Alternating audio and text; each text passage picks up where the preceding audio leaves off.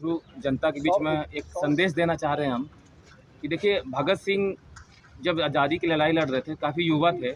ऐसा क्या हुआ था कि उनको अंग्रेजी हुकूमत से लड़ते लड़ते उनको अपना बलिदान देना पड़ा था। तो आज मैं उनको महसूस कर पा रहा हूँ एक युवा के तौर पे कि सही में भगत सिंह के साथ ऐसा परिस्थिति हुआ होगा।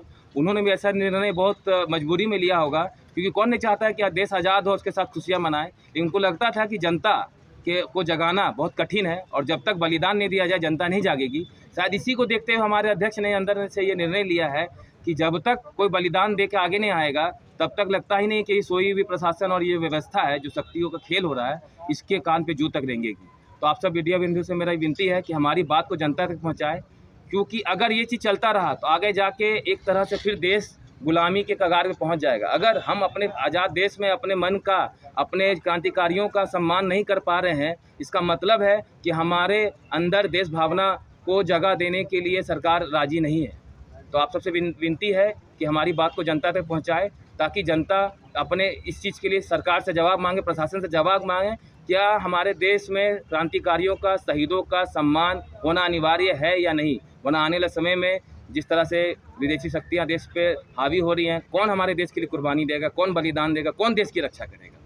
जय। बहुत लोगों की राजनीति बंद हो रही है। अरे भैया, आप राजनीति करो ना, सत्ता में हो, विपक्ष में हो, हमें कोई राष्ट्रीय युवा शक्ति के युवाओं को इससे कोई मतलब नहीं है।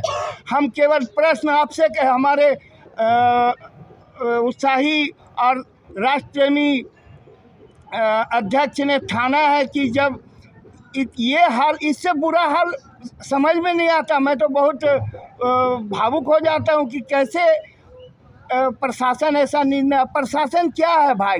वो तो सत्ता पक्ष के इशारों पे चलती। प्रशासन का कोई गलती में हम लोग नहीं कहते हैं यार। ये विपक्ष इतने 1 साल से आंदोलन चला, हमारे रांची क्षेत्र में कितने विधायक हैं, कितने एमपी हैं, किसी ने कभी एक शब्द ना तो कोई स्टेटमेंट दिया। अभी थोड़ा सा आप कुछ कीजिए ना, देखिए तुरंत उनका स्टेटमेंट आ जाएगा, वो रोड में निकल जाएंगे। क्या है भाई, क्यों चुप है? इसलिए चुप है कि उनकी राजनीतिक दुकान। अरे भैया, हमें कोई राजनीति नहीं करना है। आपकी दुकान चले, दिन दुगना रात चौगुना बढ़े, हमें कोई मतलब नहीं है।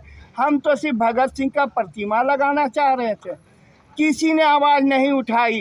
मैं मानूंगा बगोदर के विधायक विनोद सिंह, जिन्होंने विधानसभा में आवाज़, विधानसभा में भी आवाज़ उठाने का क्या नतीजा हुआ? कोई नतीजा नहीं हुआ। बहुत आदर के साथ विनोद जी, मैं आपको भी कहना चाहता हूँ, आपकी आवाज़ को भी न सत्ता पक्ष सुनी, न विपक्ष सुना, न प्रशासन। वही स्थिति रहा। और फिर भगत सिंह का शहादत दिवस है। जिस तरह से उन्होंने देश के लिए बहुत कम आयु में देश को जगाने के लिए, अंग्रेजी शासन को जगाने के लिए शहादत दी थी, हमारे अध्यक्ष ने ठाना है कि कल वो फांसी लगाएंगे। मैं ये फांसी लगाना चाहिए कि नहीं, ये नहीं मैं आपसे पूछ रहा हूँ। मैं आपसे पूछना चाहता हूँ वो क्या करें? आपके मन में भी आएगा कि वो जो कर रहे हैं जगाने के लिए ठीक कर रहे हैं।